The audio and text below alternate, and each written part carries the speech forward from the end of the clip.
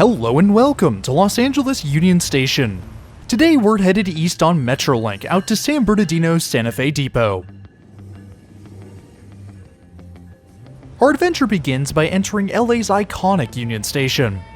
Passengers are greeted by the incredibly high ceilings of the historic ticketing hall. Although not currently in use, the hall still remains for events, and who knows, maybe this will be the future ticketing hall for California High-Speed Rail. Continuing towards the concourse, we enter the main hall. The waiting area here is for passengers whose trains depart within a 2-hour period, so don't expect to stay here for longer than that. Stepping through to the main concourse, we can find a ticket machine to purchase our ride out to San Bernardino. Our ticket out to San Bernardino Santa Fe Depot costs $10 even. If you aren't sure which San Bernardino station to go to, then buy a ticket to San Bernardino downtown, as even though it's one stop farther east, the ticket price is the same. Ticket in hand, we turn our attention to the departure board. Right at the top is our train, Metrolink 308, departing from track 6B.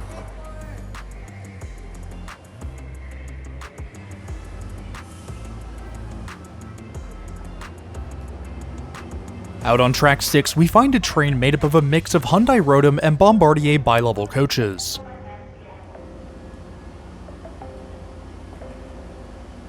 Out in front is F59PH locomotive number 852, one of Metrolink's 4 F59PHs left in operation.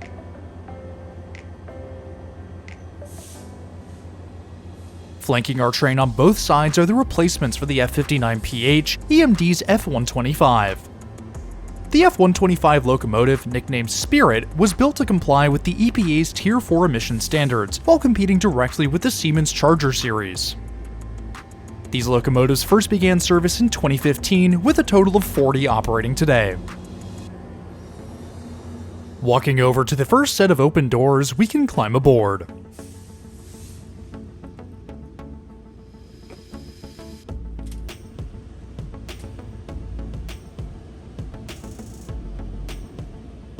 While we wait the final few minutes ahead of our departure, we can take a minute to look at our route out to San Bernardino. Metrolink's San Bernardino line begins by crossing the LA River, mirroring I-10 past Cal State's LA campus in Rosemead. We branch off to pass southeast through El Monte, turning back north to intercept Baldwin Park.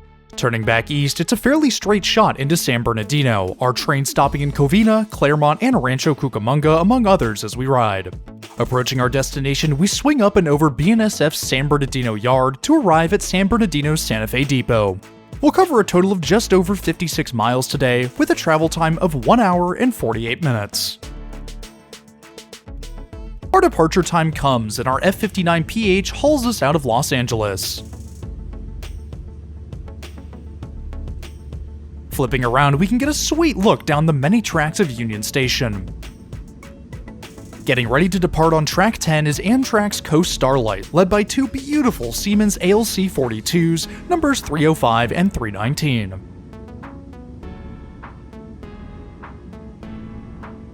Out of Union Station, we head across the LA River.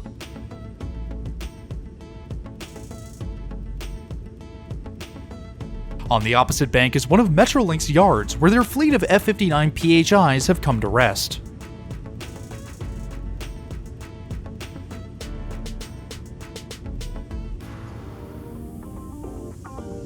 Our train splits off from the river, a Union Pacific intermodal train waiting for the clear tracks ahead.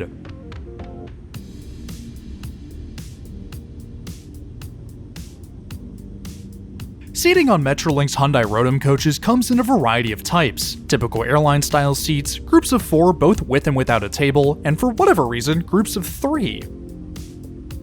Each group of 3 is found at either end of the upper level by the stairs. There's plenty of legroom between the 2 rows at about a foot. Stretching out can be difficult, in part because of the bar beneath the next seat, but also because of this utility rail running down one side of the train.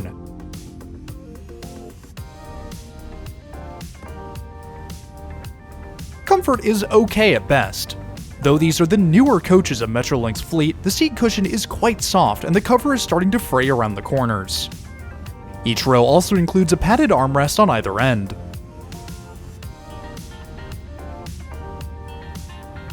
Grab handles are found along the length of the train to aid in entrance and egress. Outlets are not offered on most Metrolink coaches, with none to be found around our row. On the opposite side though is what appears to be a regular outlet. However, upon closer inspection, they're actually two 3-prong high-power locking outlets, not usable by regular passengers. Metrolink's airline seats are more in line with what we'd expect to find around the rest of the US. Each row includes only 3 inches of legroom, though stretching out is easier as the support bar of the row in front has been shifted towards the aisle. Again, the same utility rail takes up a good chunk of space with no outlet in sight. If you're enjoying the video so far, why not hit that subscribe button? It's totally free and it really helps support the channel. If you want to go the extra mile with your support, then feel free to check out the channel's Patreon or become a channel member. Patrons and members get their names in the video, access to exclusive weekly posts, and even the opportunity to vote on future videos. If those perks sound interesting to you, then click the links at the top right or in the description below to learn more. The lower level on Metrolink's coaches is fairly similar to the upper level, though with more airline-style seats plus 2 perpendicular single seats for passengers with disabilities.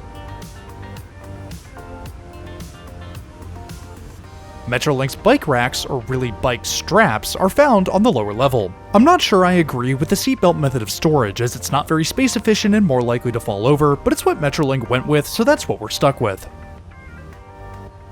Metrolink provides fresh water to all passengers via the spigot next to the bathroom. The water is nice and cold, with plenty of cups in the holster above. Downstairs is also where we'll find the bathroom on our coach.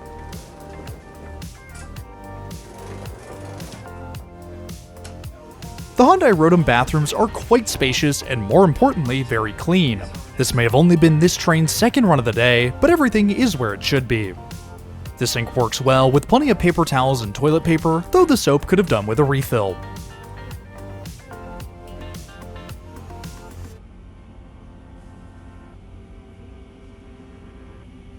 Overall, a solid bathroom.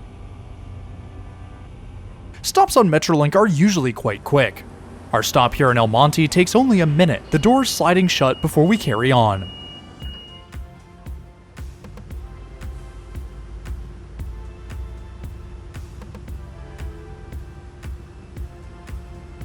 At the front of our train, Locomotive 852 is powering away, the F59PH pulling us along at a cool 70 miles an hour.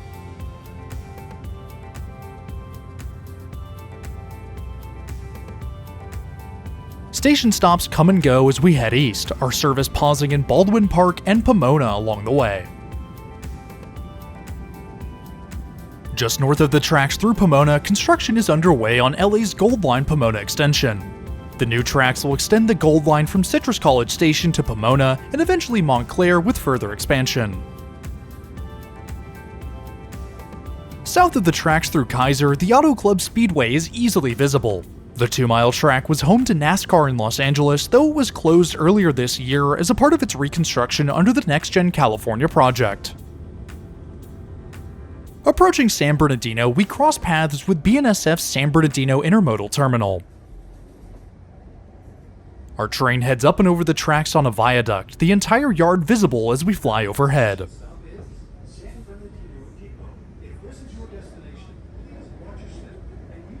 Returning to ground level, we pass a westbound BNSF train before coming to a stop at San Bernardino's Santa Fe Depot.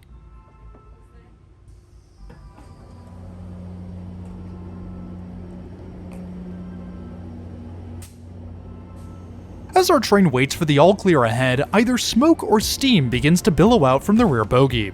It didn't seem like that much of a concern as the conductor seemed to ignore it, but it was still a strange sight.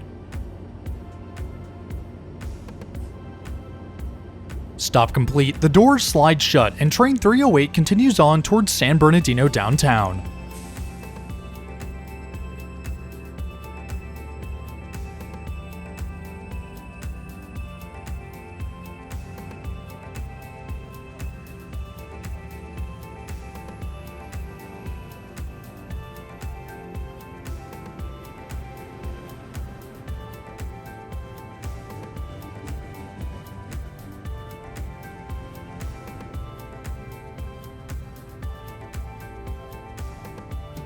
our ride isn't quite done, as a stop here is not complete without admiring the historic Santa Fe Depot.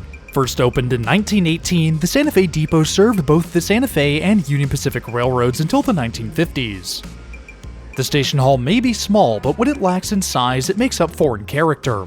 The walls feature the classic tile work from the Santa Fe days, and most of the ceiling structure remains unchanged from the original construction.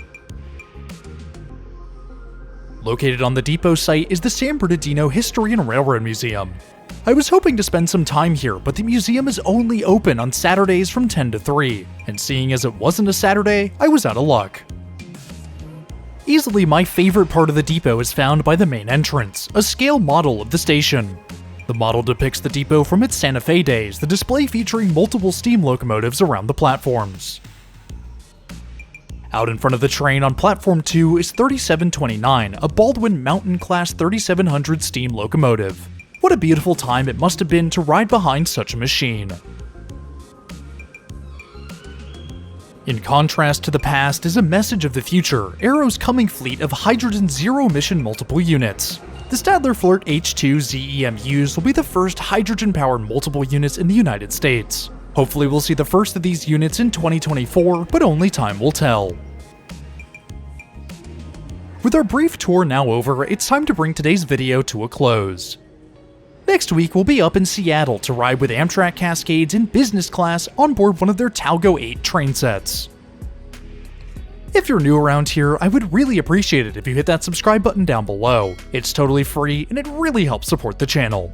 If you want to go the extra mile with your support, then check out the channel's Patreon or become a channel member. If you want your name in the video, access to exclusive weekly posts, and even the opportunity to vote on future videos, then click the links in the top right or in the description below to learn more. But anyways, that's all I have for today. Thanks for riding with me, and I'll see you in the next one.